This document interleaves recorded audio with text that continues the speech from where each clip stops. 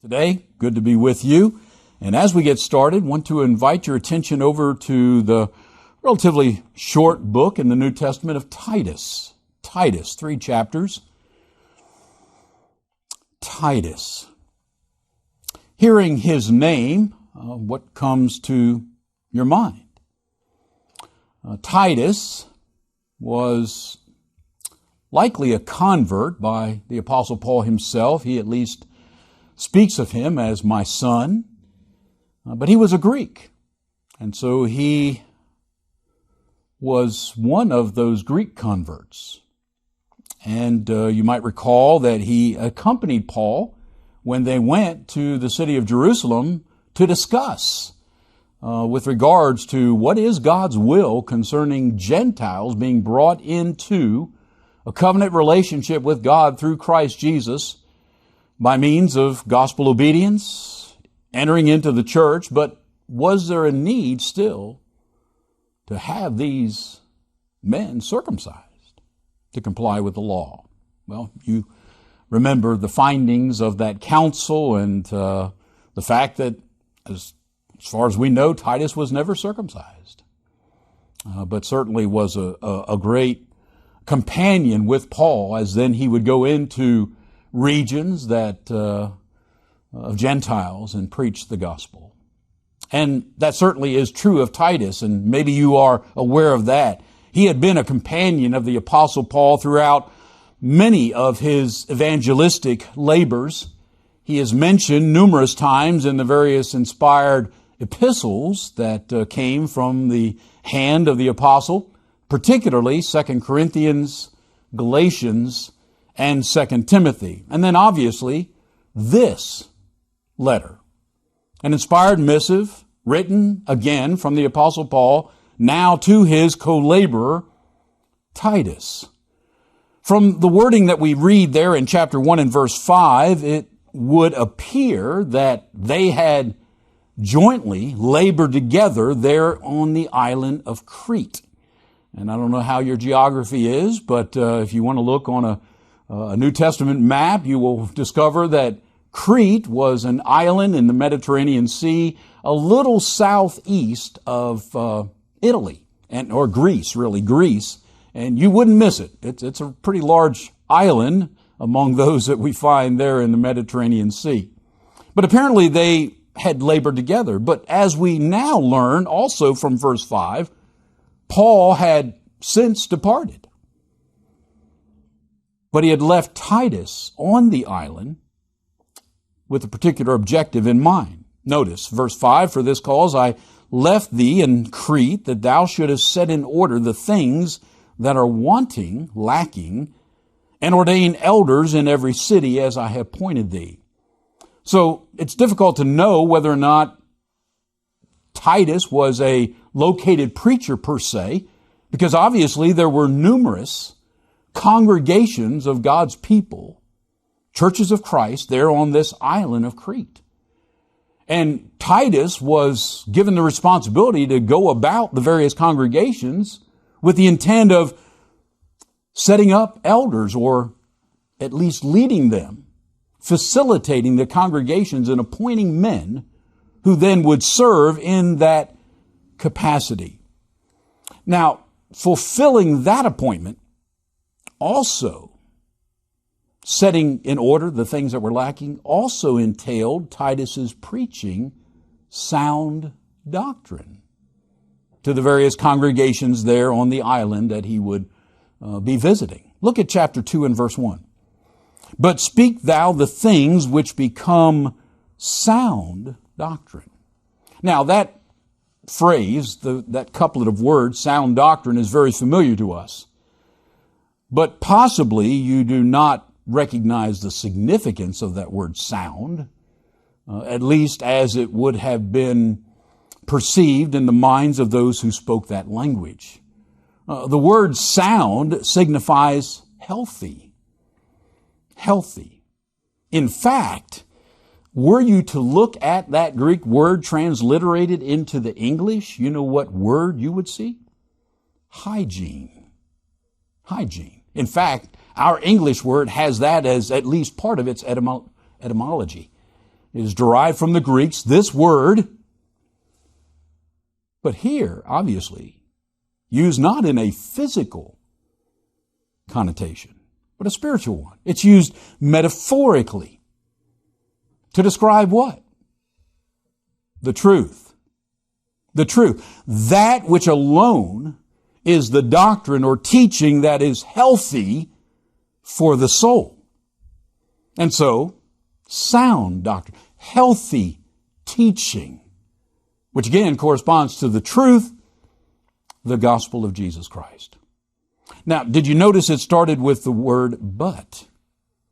That was very significant because in setting in order those things that we're wanting in appointing elders in the various congregations, notice what they needed to be men characterized by. Look, verse 9 of chapter 1. Holding fast the faithful word as he hath been taught, that he may be able by sound doctrine, there it is again, both to exhort and to convince the gainsayers. For there are many unruly and vain talkers and deceivers, especially they of the circumcision, whose mouths must be stopped.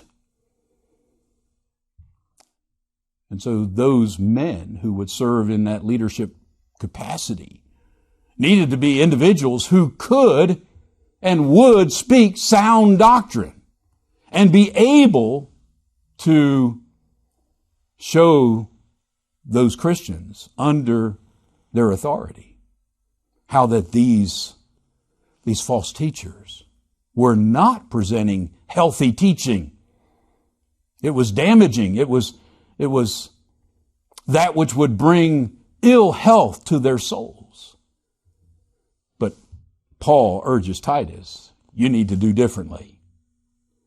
You need to preach sound doctrine.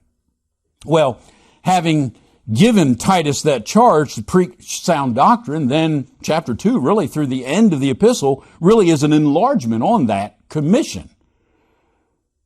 Because Paul will go on to offer what that looks like. What does sound doctrine, what was healthy teaching look like in practical terms as it relates to those comprising the congregations?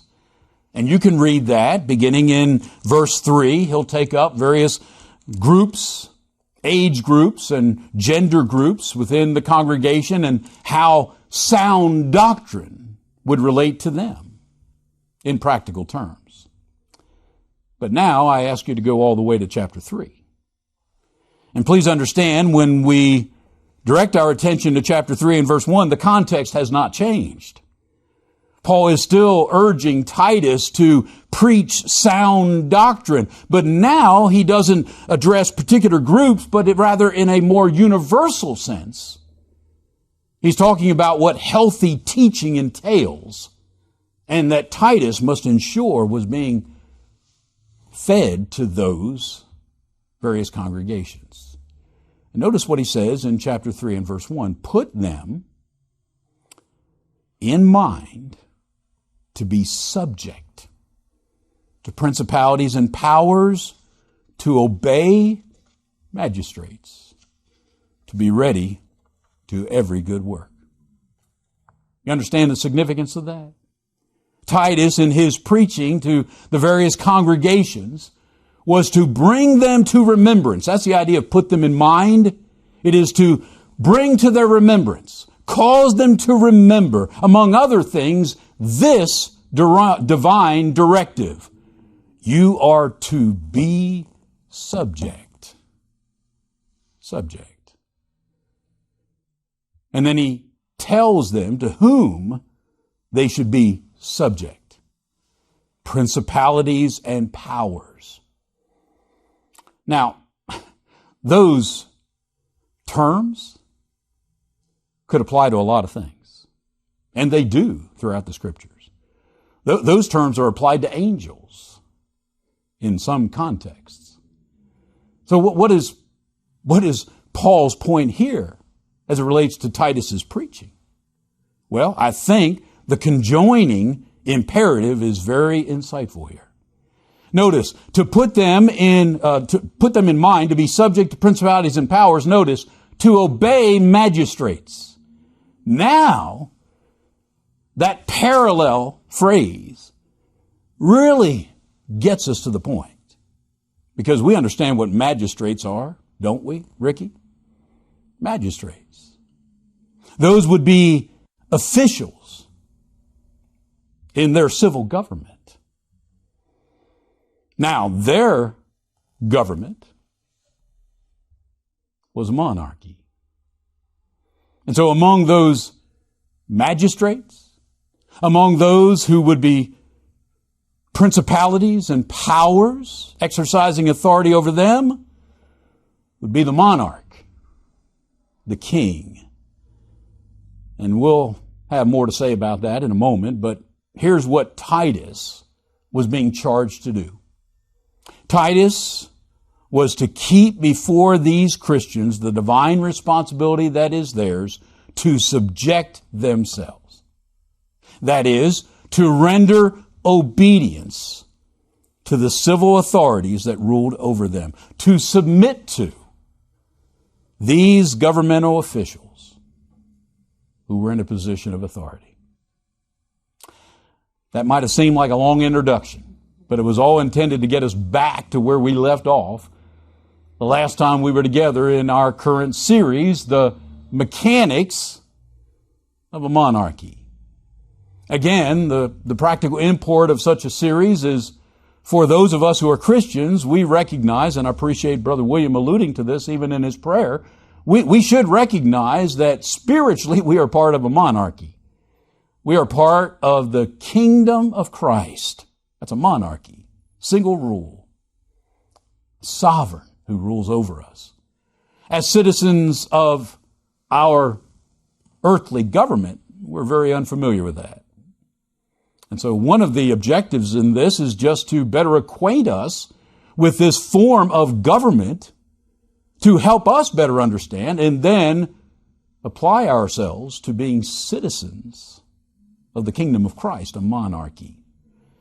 We did some preliminary studies, and I want to thank Sister Tracy. She emailed me this past week and told me if I got to her the documents, and I hope you got those, the documents, she could actually post these online. So if you're watching via our Facebook page, YouTube, whatever it might be, these outlines will be available to you, and so we won't have to spend so much time by way of review.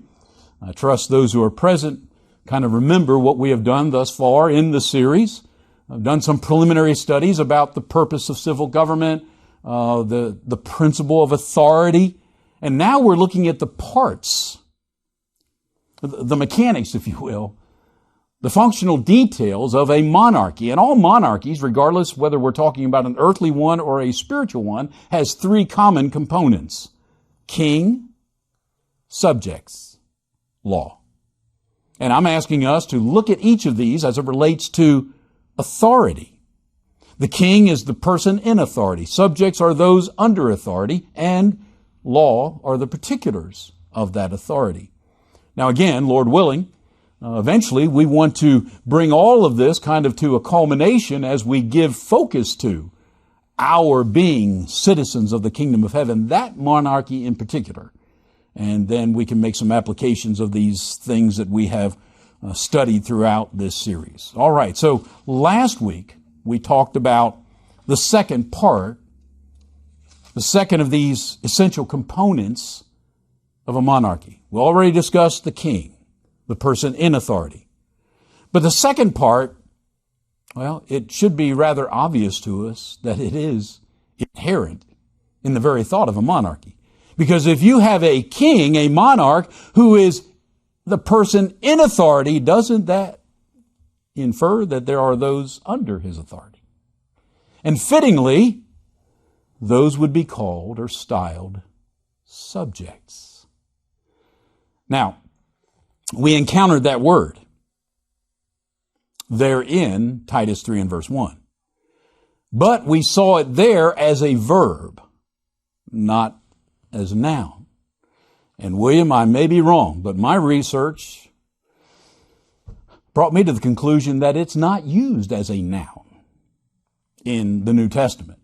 Now, subjection, which is a noun, that is, but subjects as of a monarchy, I'm not sure we find it in that form. But that doesn't in any way change the significance of our study. Because what does subject mean as a verb? Well, to place under, to put under, to bring under the authority or control of. That easily then translates into one of the definitions for a subject as a noun. And that would be, as Webster defines, a person in his relationship to a ruler, a government, the one to whom he owes allegiance. And that's what we're talking about. We're talking about subjects. Those who are under the authority of the king or the monarch. We don't want to rehearse all of this from last week, but the Greek is really insightful here, as is indicated in the translation of Titus 3 and verse 1. Because sometimes that verb subject is in a particular, the Greeks would call it a particular mode. And this one has to do, or voice, and this one has to do with passive, which means you're not being acted on, you're choosing to do this. So notice the language. To be subject. 1 Peter chapter 2 that we looked at was subjecting yourselves. See, the word yourselves is not in the original Greek language. It is understood because of the voice of the verb. It's passive. You're doing this yourself. You're not being compelled to do this. And I hope we understand the significance of that. A subject in his role in a monarchy is to voluntarily acquiesce to the role of one in subjection to the king, to the monarch. And so, friends, it's willing submission. It's voluntarily subjecting myself. And you know what that translates into? The next phrase in Titus 3, obey. Therefore, voluntarily subjecting my will to the will of the monarch, you know what that brings? You know what that results in? Obedience. Obedience. So, that's the role of a subject. Secondly, we started last week talking about some recognitions that are intended by all subjects, not only of a monarch, but under any civil government, any form of civil government. And the first one we wanted to address is this recognition that God intends for all subjects to recognize. Their submission, their obedience to the king, the monarch, or whatever form, whoever are those magistrates, those principalities and powers exercised over you, ultimately should be owing to the fact that they have delegated authority from God. See, all of that translates then into the motive that you're doing it. Quickly, just return with me to Romans 13, because these verses clearly set this forth as a recognition that God intends by all who are subjects of civil government. Notice what he says, chapter 13, Romans 13, verse 1, let every soul be subject, there's our idea, unto the higher powers. Now watch, here's the reason for, here's the explanation for, there is no power but of God. The powers that be then are ordained of God. Now notice the conclusion from that. Wherefore, whosoever therefore resisteth the power, resists the ordinance of God. See, this translates into motive. Why then should I submit myself to the king, to these higher powers? Why should I do that? Because I recognize that the power they're exercising over me has been delegated them by God. And so, if I resist that authority that has been given to them, I'm actually resisting God and His authority. And so, as Paul goes through there, why should we subject ourselves? Well, look, verse 5, wherefore you must needs be subject, not only for wrath. Do you want to be imprisoned? I'd rather not. I enjoy my freedoms. Do I want to pay hefty fines to the government when I have other needs and responsibilities? No. And so because of the wrath, potentially, that is brought upon violators of the law, I'm choosing to submit. But I got to tell you, owing to this recognition, that shouldn't be the highest reason. That shouldn't be the highest motive. Rather, he says, but for conscience sake. What conscience? The conscientious recognition that in violating the laws of the government, I'm actually resisting God's authority, because it is by His authority that they have any authority. Now, you get over to the language of 1 Peter, this becomes even clearer. Peter there says, subject yourselves to every ordinance of man, listen to it, for the Lord's sake. It's not because of me. It's not because of what I'm going to suffer if I don't. This is for the Lord's sake. See, I'm doing this because it's in recognition of the fact that these governmental powers are in place because of God. I'm doing it for His sake. And it goes on to say, this is the will of God. This is the will of God. And so, that's the first recognition. Now, that easily segues into the second recognition that I would like for us to give notice to, and briefly kind of gave a preface to it last week. But here's that easy segue. Friends, recognizing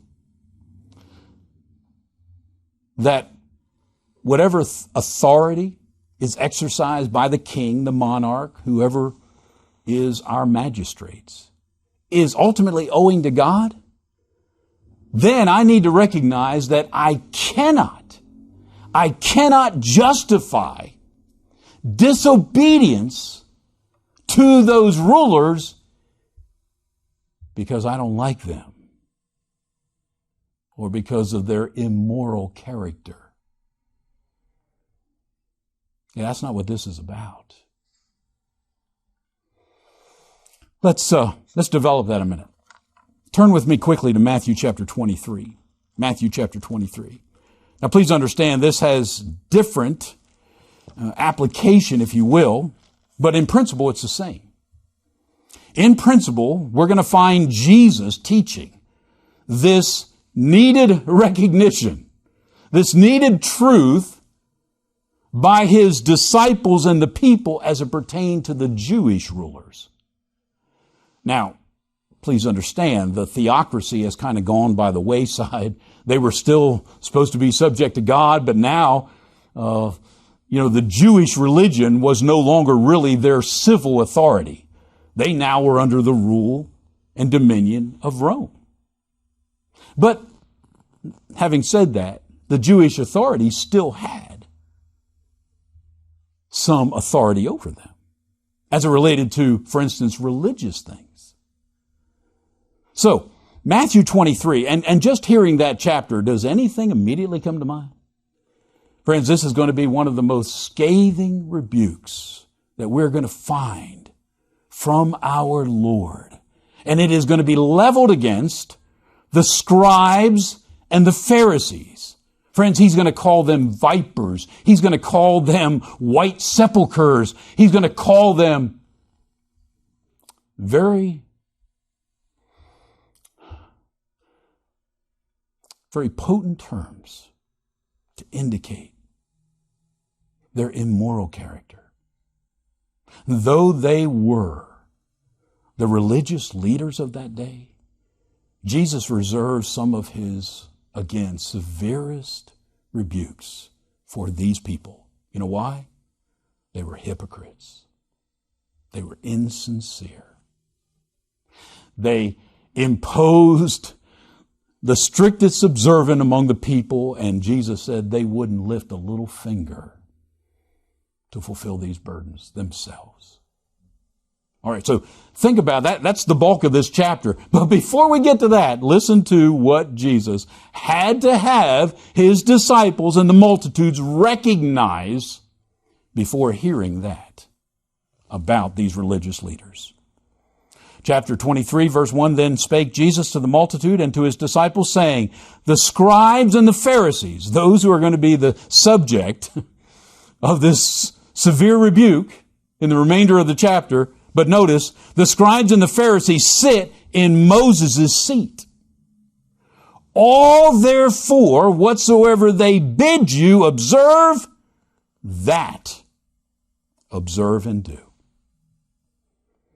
But do not ye after their works, for they say and do not. What is Jesus trying to impress upon them? What does he want the people to understand? Though the individuals who occupy those seats of authority, as the scribes, the readers, the translators, the interpreters of the law, though they occupy those seats and they are immoral men, men of no character, you still need to subject yourselves to what they teach, because the authority behind what they're teaching is from God. Do you understand the correlation? It wasn't the character of those men. It was their position of authority that demanded subjection, submitting, surrendering your will to theirs. You know how difficult that is sometimes? In fact, been having a study with Sister Wynn's grandson, and he mentioned to me one time, he brought up the subject. He said, I used to go to church places. He said, man, sometimes it's hard to listen to that man standing up there knowing that he was not sincere because his life was nothing like what he was teaching.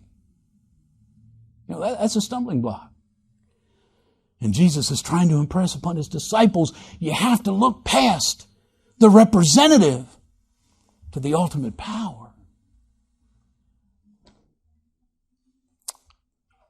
So let's go back to Peter's instructions that we gave some attention to last week in introducing this. Look at 1 Peter chapter 2 again. Because I would submit, friends, that Peter's instructions to Christians implies, now hear me closely, it implies a call for the same recognition on the part of those to whom Peter was writing. That is, you cannot accept yourself. You cannot refuse to obey those in positions of authority in the civil government because they are immoral individuals. You can't do that. Now, does he say that in so many words? Well, think with me. 1 Peter chapter 2 and verse 13. Submit yourselves, there's that idea. And again, there are translations that actually have that. Subject yourselves. It's the same word. Subject yourselves to every ordinance of man for the king's sake, whether it be to the king as supreme. Now we're right into the paradigm of a monarchy, right? A king as supreme. Do you know who was king at that time that Peter was writing? Nero. William's right. Nero. Know anything about that guy? Brother Woods in his commentary, making some statements as it relates to this verse, he says, the king alluded to was the infamous Nero, emperor of Rome, and one of the most wicked, depraved, and ungodly kings who ever reigned. There have been quite a few. Under him, Nero, Paul suffered martyrdom. Under him, Nero, multitudes of saints died rather than renounce the faith once delivered to the saints. These to whom Peter wrote were admonished to obey him. Wicked though he was, since he derived his powers from God, who ordained civil government. Brother Woods references Romans 13:1. Because God does not determine the form of government under which his people live, or arbitrarily select the ruler, wicked men are often elevated to positions of authority therein. End of quote. So how does that in any way impact or influence a Christian's responsibility to submit themselves? In no way. Has no bearing upon it. Friends, subjects need to look past the human representatives, such as kings or others in different forms of government. They need to look past the human representative to the one who delegated the authority for them to rule over us. We need to see the position of authority, not the individual that is occupying it. I take your minds back to some monarchies that we are quite familiar with. You go back under the Old Testament dispensation. When Judah and her northern sister Israel, they both had monarchies. And you might remember that generally those monarchs, those kings, came to the throne through birth. And therefore in Israel there were multiple dynasties. Dynasties just as a fancy term for, rule by those who came to that position because of their family lineage. In the South, there were some 19 or 20 kings. All of them were descendants of David.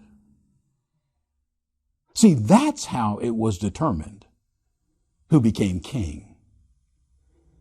It's not like in our nation where we choose to elect an individual. It's not like in other places where they might look at an individual and say, he's fit, she's fit. No. They came to that position because of their descendancy. And if you remember reading 1st, 2nd Kings, 1st, 2nd Chronicles, those varying monarchs differed greatly by way of character and morality. You might remember this. Sometimes a person became king by assassinating the one who was presently on the throne. There was a woman who did not, among those who reigned in Judah, there was a woman who did not come from the descendants of David. She wasn't even a Jew. She was only a half Jew. But please understand, she killed off her grandchildren so she could ascend to the throne. Does that say anything about her character? Her morality? Did that change the fact that she sat in the position at the time? Well, she usurped it, so I'm not sure how God looked at that. She had no right to it. But she was still on the throne.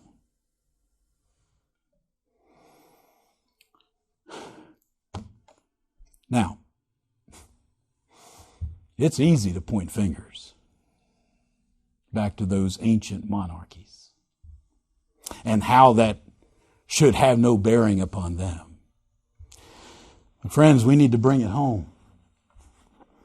And I know the primary objective in this study is to acquaint us with the mechanics of a monarchy.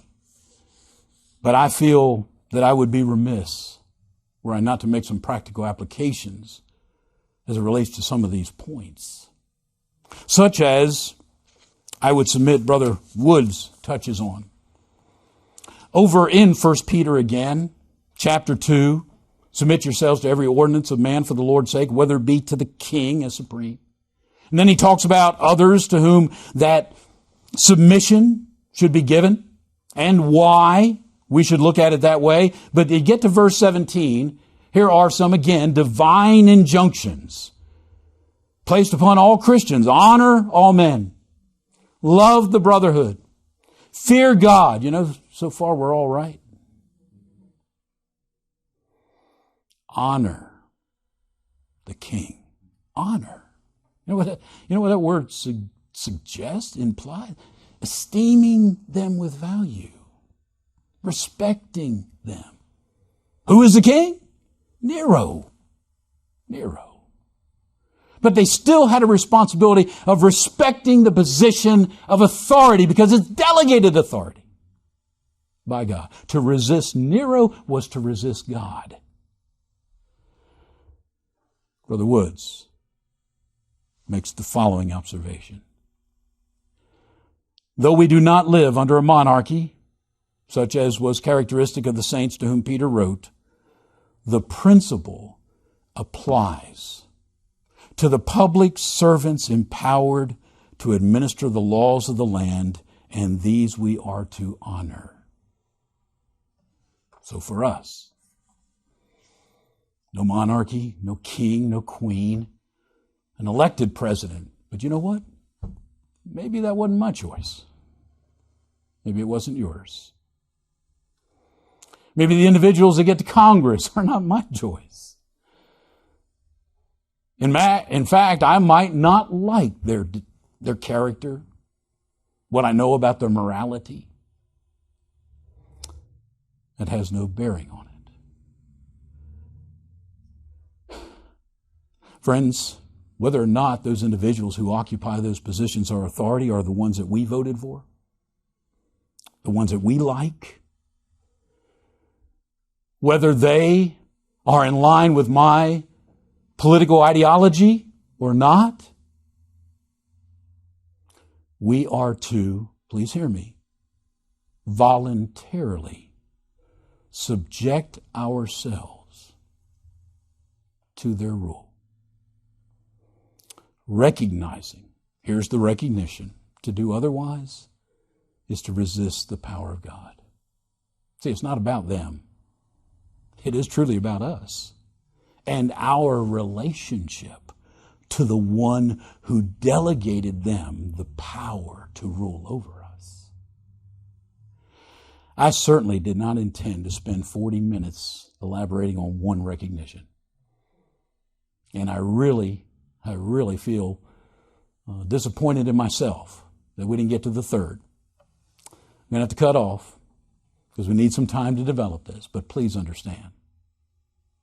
Having said that, having made those two recognitions, that ultimately we owe whatever authority they have to the power of God. They're to resist God, or to resist them is to resist God. And it doesn't matter the character of the individual.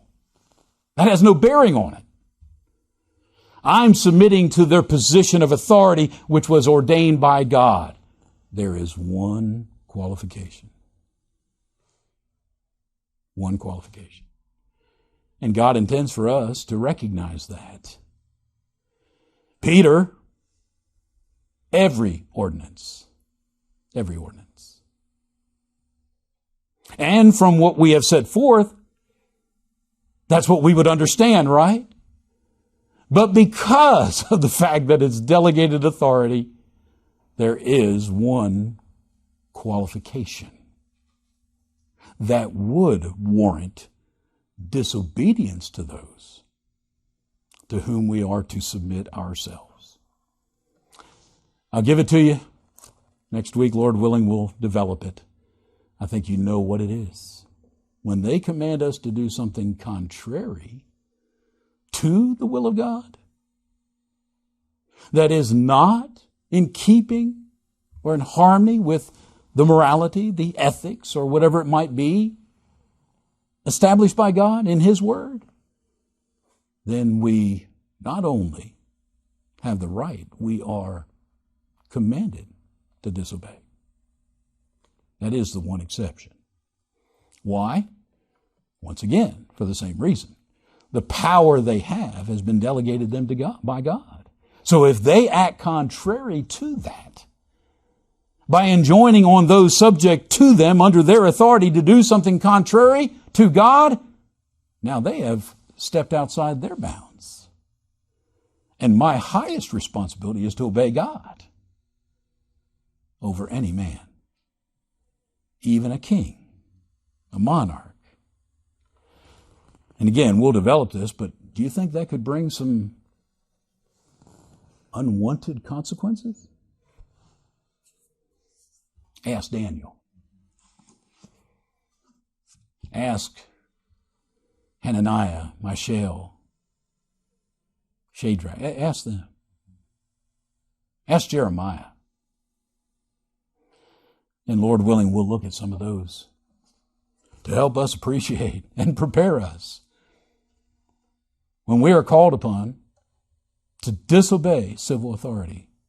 It could come at a high cost, but one that we should be willing to pay. In fact, one that we should be willing to subject ourselves to in our recognition that I need to obey God rather than man. Appreciate your kind attention. Sorry we didn't make better use of our time.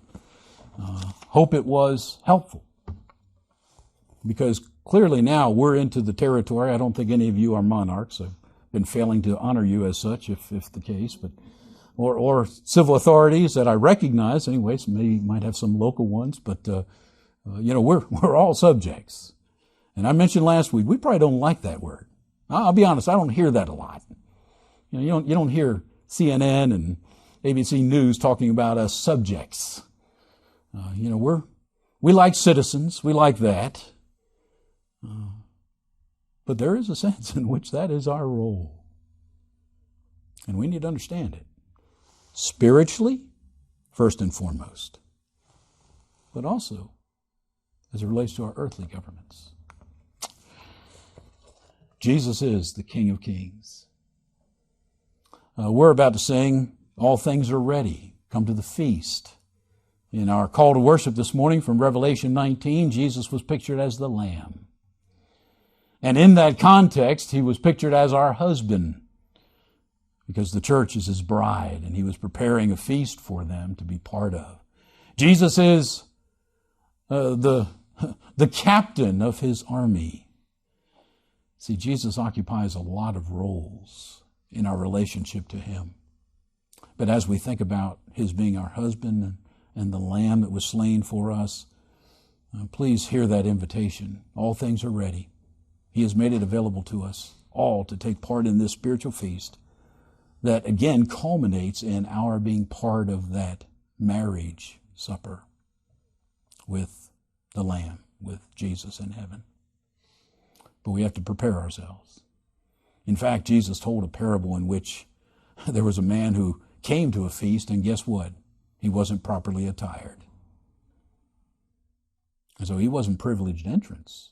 He didn't have on the white robe, if you will. And for those of us who have not put on the white robe, washed in the blood of Jesus, righteousness made possible through gospel obedience, we'll not be part of that feast, that marriage supper.